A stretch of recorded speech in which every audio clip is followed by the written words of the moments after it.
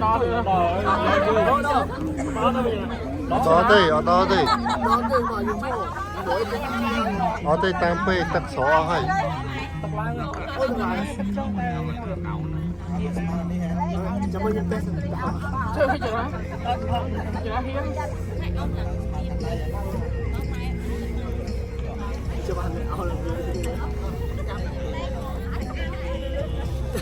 chậm mà chị tương hơi cho hồi rồi lắm bài như vậy chị tương không làm chị anh đây gì vậy chị tương là hồi còn hát tới đây tự nhiên bây giờ hồi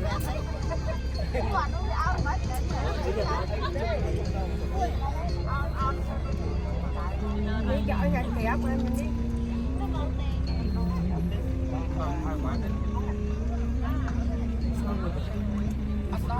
ở đó thì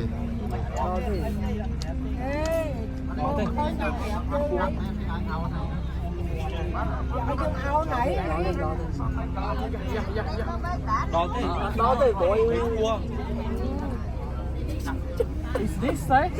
50-50. đó thì mới có một máy thế là buồn thế nào 50-50.